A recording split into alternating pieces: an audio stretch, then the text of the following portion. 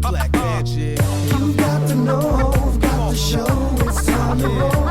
So just tell me what you wanna hear. Tell me what you want, so just tell me what you wanna hear.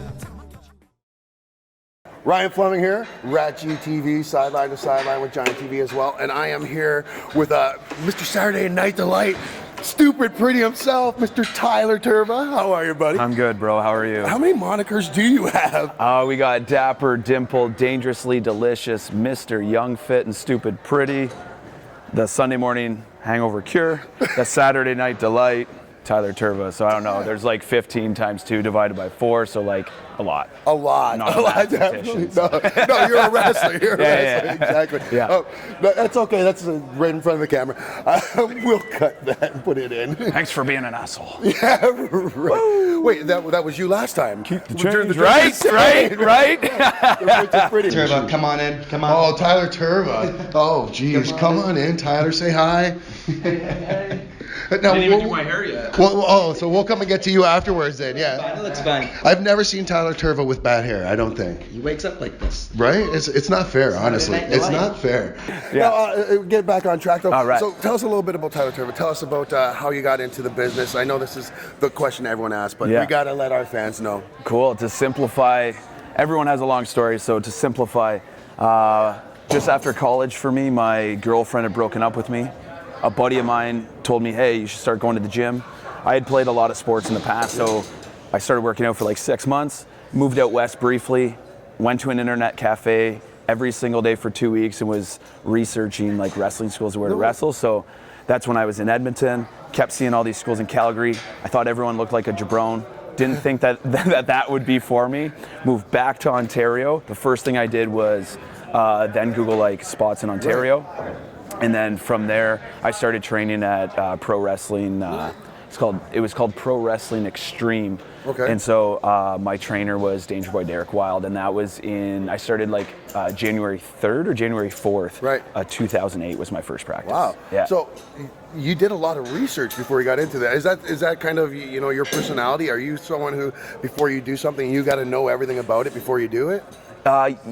No, not actually. Like yes and no. So like more so now, yes, because I think like with age you just get a lot more cautious with stuff. But like at the time, to be honest, that was actually just the first search on Google that I had found for like once I got back to Ontario. So then I sent the message, and then like I sent an email to like the promoter at the time, and he was like, hey, we currently have a trainer who was like, it was Cody Diener at the time. Nice. So he was training wrestlers, but his class was finishing up at the end of that year, and there was only like 3 weeks left. So he's like, hey, wait for the new one. And then I started with Danger Boy, and then that's essentially like how I started. So you've had a bit of a history though with Cody though as well. Like, have you known him that long, or? So I really didn't meet him until I was about 2 years in. Oh, okay, so, right. Yeah. So and that was like my first interaction. So he's actually one of the few guys I wasn't on shows with. Oh, really? Yeah. Okay, yeah. Because I mean, you've been with Crossfire for a long time. Yeah. I wrestled on their first show even, actually. Oh, come on. Yeah, I wrestled on their first show against Sean Spears, who was Ty Dillinger in WWE. Right. I'm the hire to Jay Moore. Mr. Young, Fit, and Stupid Pretty Tricked Out, Tyler Tirva. You see, tonight I wrestle Sean Spears. Sean Spears has been all over the world. Wrestled in Puerto Rico, wrestled on TV, wrestled all over the United States, and he's one of the top guys here in Canada. Well, tonight I'm going to kick that guy's block right off. So, get ready, Spears, because you're going to get a lesson on what it is to be young, fit, stupid pretty. The question's been asked a million times, Sean Spears. How does it feel to be like wrestling back in your hometown of St. Catharines, Ontario? I wrestled last night in Niagara Falls. I wrestled pretty much everywhere in and around St. Catharines for the last 7 years, except home. The old saying goes, there's no place like home. And there's no place I'd rather be. Unfortunately, my opponent tonight is going to wish he was in a different spot. Tyler Tirva, fantastic fantastic talent. He'll be the first to tell you. In shape, handsome, but he's still a virgin. Tyler Tirva, you're in St. Catharines. You're in my house. It's a very, very bad place to be. It's on like Donkey Kong. Yeah. Now, how was that? Because this is one thing that I like to always ask wrestlers. Yeah. One, do you still geek out when you meet a big guy? Like, do you fanboy? I don't at No? all. Ever? At all. No way. There's only been one occurrence where I fanboyed, but I froze. Okay, so who is it? Okay, Tell us the story. so I fanboyed on, it was 2010. Yeah. Chris Jericho was the tag champ at the time, and I was at WWE like for a tryout, Right. and so he walked out of an office. He was tag champs with Big Show at the time, Right, remember? and I literally just froze, and I was like, "Hi, I'm Tyler." And we both looked at each other really awkwardly, and then he walked away. And then I turned around, and there was like the makeup table and like hairspray and all that kind of stuff. And I was like, okay, I'll just like look in the mirror and like just Make be an myself idiot. pretty. Yeah. But like that's the only time where I've ever felt like where I've like froze because I just like What's the GOAT? yeah. Like I think like I've always at the time I was like super into everything that he did, and even still like he's super creative. But I was like like I just froze. But even before that, like I had tagged with like Jimmy Snuka, the Honky Tonk Man. I had like I think at that point I might have even already wrestled like Rhino. And then that's big. That's huge, and that's all in my first 2 years. So I was like not starstruck in any of those, even though like I had wrestling figures of these guys at the time. So who's the biggest name that you've wrestled with or against? The biggest name For you though, because that's subjective, of course, right? For me, so like I would say the most popular wrestler that I've ever wrestled would probably be like Brutus the Barber Beefcake. Right. Okay. Hall of Fame inductee. Yeah, this year. Hall of Fame inductee, and his gear bag didn't show up. He wrestled me in jeans and an Under Armour shirt and running shoes. It was 6 minutes at like this super all-inclusive like. And did he blow up? Did he blow up? He blew up, and Minutes? it was like, blown up after a minute and a half, he had a couple drinks before, and he literally goes, "Hey, I've heard good things about you. You're gonna call it. Come on. See you out there." And then he That's and then he feel cut. pretty good, though. Yeah, and that was the first time I ever called a match, and I was like 3 years in, and then he like cut my rat tail. And then best thing like that ever happened. yeah, and like the whole place went nuts, and everyone it was like a private party, so everyone around the ring was actually in a costume of their favorite wrestler. Oh, nice. So I was in front of like 150 people that were beating on the ring. That was like everyone was drunk because it was just like a super private party. There was only that match, and then Highlander Robbie McAllister against the Honky Tonk Man wrestled before us. Oh, nice. Yeah, Yeah. that's all right. You're main event, man. Main event, throwing my rat tail everywhere. Keep the change. Awesome. Yeah, awesome. yeah. Okay, so I'm going to ask you a couple things here just to kind of get them out of the way because you're a busy guy as well. Yeah. All right, so when it comes to Crossfire, Yep. what are you hoping for what are you hoping for at Crossfire Wrestling? Like, obviously, it's the championship goal there. Yes. What do you need to do to get there? What do I need to get there? I don't know. I've won a lot of matches in Yes, a row you right now. have. Like I've wrestled a lot of matches for Crossfire, and we had like I was close, right? Right, So of course. Everything was building up to a ladder match before I shattered my forearm. It was going to be me against Cody Deaner, or who's going to be the real world's champion for Crossfire, and then shattered my forearm. So I lost that opportunity. I've had a couple chances since, but honestly, I feel like right now I'm on the right path. I think everything's starting to fall in line with like. Yeah, everything's just falling into place right now. So Well, I think it's about to happen. Yeah, 'cause that's how I feel. It's almost like we're transitioning, and I'll never say that Cody Deaner's not the face of Crossfire. Like it's just who Cody is. He's our John Cena. Yeah. But you're right there. Like every show we're at, Tyler Tirva's getting those chants, and you're getting those fans, and you're over just as much, if not more, than what Deaner seems to be. That's got to be feeling pretty good though for you too, as well, and maybe a little frustrating, or. I genuinely appreciate all that. Like Cody Deaner's the champ, and Cody Deaner's been the champ for a really long time. But I do agree with you. Like I have momentum in my favor. For sure. I'm getting reactions that I'm shocked. Right. Even today. Today I climb up to the top rope, spread my cape. It says the Saturday Night Delight. look up, do a slight tilt, and like I have way more people behind me than I feel like I've ever had, and it's a really neat feeling.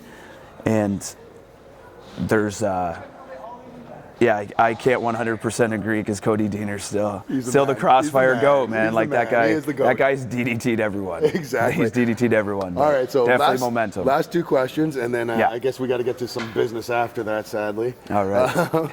Yeah, you're right. Everyone's always excited about the end. So the last two questions I'm going to ask you. If you could wrestle anybody in Ontario that you have not wrestled yet from an Ontario promotion, who would it be? From an Ontario promotion, for me, it'd be someone that I'm shocked I haven't wrestled yet. It would be Chris Chambers, right? Of Super Kick. So of all people, like when I started out, like I was on a lot of the same shows with that guy. I actually like my first ever road trip. Like we were in a van together, me, him, Michael Elgin, Ashley Six, the four of us crossed the border, and I'm literally a month in, and. Yeah, I've never had the opportunity to wrestle that guy, and I'd love to wrestle him in his Mecca. For sure. I'd love to wrestle him at Super Kick, because I've never wrestled at Super Kick either. Yeah. Well, I'm sure that's just a matter of time, though, because you're everywhere right now. Well, you're moving everywhere, so. Thank you. I hope so. I think that would be neat. Oh, for sure. Because I do think like we're a pretty good offset. Oh, I think so. Now, let's get into the last question for you. And the last question is, if there's anybody dead or alive, who is that one person you'd want to wrestle? Bro, he'd point into the camera and go, you. It would be Hulk Hogan. Hulk Hogan, bro. Really? Hulk Hogan, brother. Like that's who I grew up on. A brother. I actually even just watched Randy Orton at SummerSlam against Hulk Hogan, and like I just see myself doing that, like just getting the fans going. Block, punch, whip, boot, leg drop. And people have done that a million times and imitated it. Man. It's always an homage though to him, right? Like I don't think anyone ever looks at it as a hokey kind of thing when it comes to Hogan. No, because we've all wanted to. You're like, drop the big if I'm gonna lose one match, I only want it to be to Hulk Hogan. If I'm only gonna wrestle one match in my life, I hope Hulk Hogan beats me. Right, nice, wow. But, and you'd lay down for him. No. I was lying that entire time. But let's be honest about the whole thing. The reason I want to wrestle Hulk Hogan, though, is because I want to stand in the ring and I want to feel his reaction of what he gets. Yeah, because that's a lot of energy, right? Like a ton of energy, like electricity they talk about, and it's a tangible thing that you can even feel at ringside, I find. So. I got to feel it once. So I went to Rock. I didn't go to. I have a personal rule where I'll never go to a WrestleMania unless I wrestle in it. Oh, man. That was one of my things before I started wrestling. So even when I was 18 when WrestleMania 18 came around. In Toronto, Yep. And so that was one of my things. My buddies went. I went to Fan Access the day before. They're like, "Man, you got to come to Mania." I was like, "No, I don't want to." And it was one of the greatest Hogan matches of all time. Right. I was like, "Oh yeah, no, I don't want all those feelings. No, it's okay. I'm just gonna stay home and like you guys can tell me how awesome it was, and you can tell me like everything I missed out on." But so the following year, I traveled to Montreal with those same guys, and I watched Rock Hogan 2 in Montreal. So I actually that was the first time. That was the first time I saw Hogan live, and I had already seen 11 live events by that point. When I was young, I went to a lot. So yeah, that's the one guy I've never seen either is Hogan live. I've been like.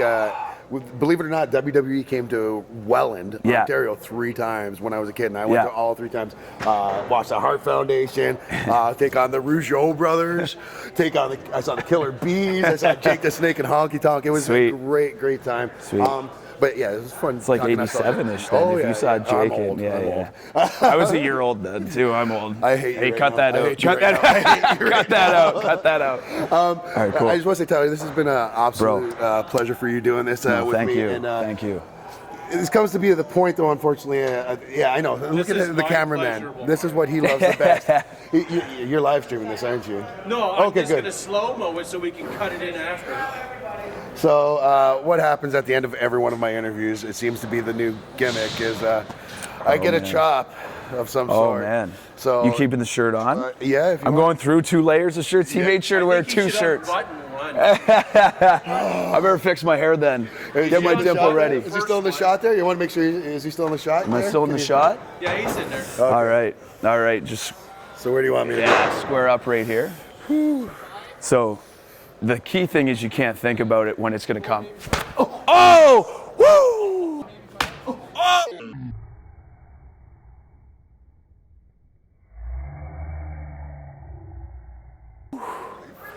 Right? Yeah, you can't swear, bro. You can't swear. That was great. No, Keep the change! Don't hit the belly. That was awesome. Tyler Tirva, guys. You don't have anything in your pocket. I think I made your heart skip a beat. It did skip a beat. Tyler Tirva, Ryan Fleming, another edition of RatG TV and Sideline to Sideline. Oh, son of...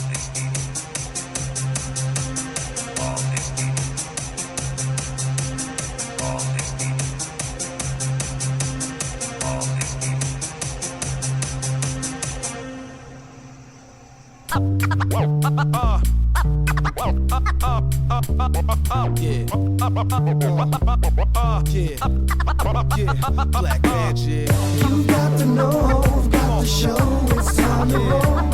So just tell me what you wanna hear.